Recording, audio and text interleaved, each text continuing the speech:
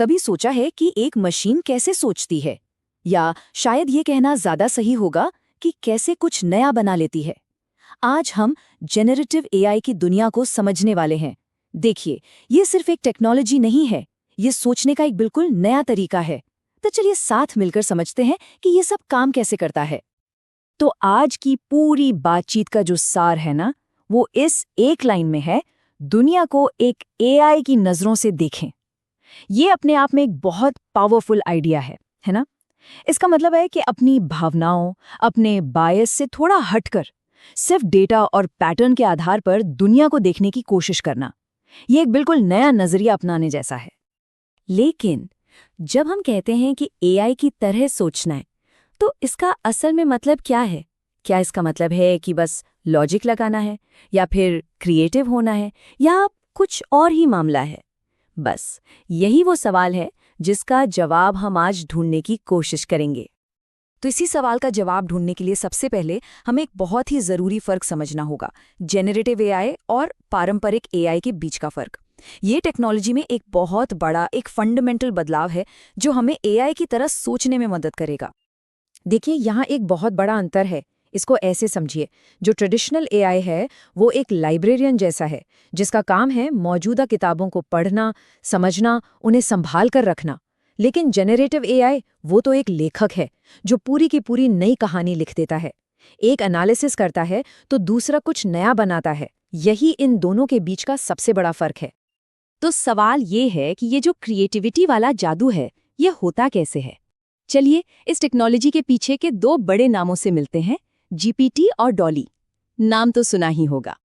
सबसे पहले बात जीपीटी की, यानी जनरेटिव प्री ट्रेन्ड ट्रांसफॉर्मर। सोचिए कि इसने इंटरनेट का एक बहुत बड़ा हिस्सा पढ़ा हुआ है ताकि वो हमारी आपकी तरह भाषा को समझ सके और लिख भी सके। जब भी किसी एडवांस्ड चैटबॉट से बात होती है तो असल में इसी टेक्नोलॉजी से सामना होता है।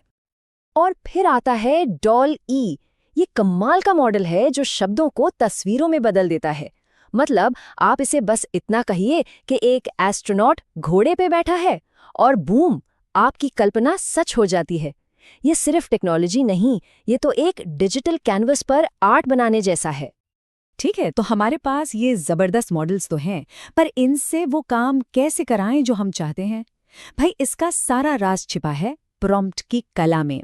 प्रॉम्प्ट वो कमांड्स हैं जो हम एआई को देते हैं, और यही उससे बात करने का जरिया है।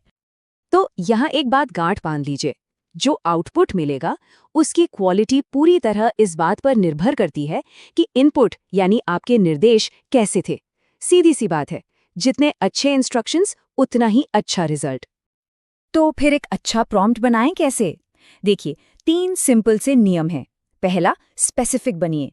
सिर्फ एक कार मत कहिए, बताइए कि कार का रंग कैसा है, मॉडल कौन सा है, कहाँ खड़ी है। दूसरा, कॉन्टेक्स्ट दीजिए। एआई को बताइए कि ये जानकारी किस लिए चाहिए, किसी कहानी के लिए या किसी रिपोर्ट के लिए। और तीसरा, और ये बहुत ज़रूरी है, एक्सपेरिमेंट करते रहिए। पहली बार में सही जवाब ना मिले तो प्रॉम्प्ट को थोड़ा बदलकर दोबारा ट्राई कीजिए। ये एआई के साथ एक बातचीत की तरह है। चलिए, अब जब हम ये समझ गए हैं कि ये काम कैसे करता है, तो जरा देखते हैं कि असल दुनिया में इसका असर कहाँ-कहाँ पड़ रहा है। और इसका असर किसी एक दो जगह नहीं, बल्कि हर तरफ है। सोचकर देखिए, एक मार्केटर है जो मिनटों में एड्स के लिए कॉपी तैयार कर रहा है। एक आर्टिस्ट है जो अपनी कल्पना को बस कुछ शब्दों से तस्वीर बना रहा है। एक साइंटिस्ट है जो नई दवाएं खोजने में इसकी मदद ले रहा है। कंटेंट बनाने से लेके कोड लिखने तक शायद ही कोई फील्ड बची हो जहां ये क्रांति ना ला रहा हो। और ये सब हमें वापस उसी आइडिया पर ले आता है जिससे हमने शुरुआत की थी। अगर हम आर्टिफिशियल इंटेलिजेंस की तरह सोचना सीख जाएं, तो हम भी अपनी समस्याओं को ज्यादा लॉजिकल और एफिशिएंट तरीके से सुलझा सकते हैं।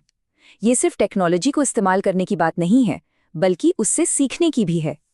तो अब हमारी इस बातचीत के आखिरी पड़ाव पर थोड़ा भविष्य की तरफ नजर डालते हैं कि आगे क्या है, क्या संभावनाएं हैं और क्या चुनौतियां हैं। देखिए, जेनरेटिव एआई में कितनी क्षमता है ये तो अब तक साफ हो ही गया होगा। लेकिन जैसा हर पावरफुल चीज के साथ होता है, इसके भी दो पहलू हैं, और ये हमें कुछ बहुत ही गंभीर सवालों के सामने लाकर खड़ा कर देता है। यहाँ इनोवेशन और जिम्मेदारी के बीच एक बैलेंस बनाना सबसे बड़ी चुनौती है। ये वो सवाल हैं जिन पर आज पूरी दुनिया में बहस हो रही है, जैसे हम असली और नकली में फ़र्क कैसे करेंगे? हमारे पर्सनल डेटा का क्या होगा? क्या एआई के फैसले हमेशा निष्पक्ष होंगे? और हाँ, नौकरियों का क्या? क्रिएटिविटी का क्रेडिट किसे मिलेगा? इन सारे सवालों के जवाब हमें टेक्नोलॉजी के साथ साथ ही ढूंढने होंगे। और आखिर में ये हमें एक बहुत बड़े सवाल के साथ छोड़ जाता है।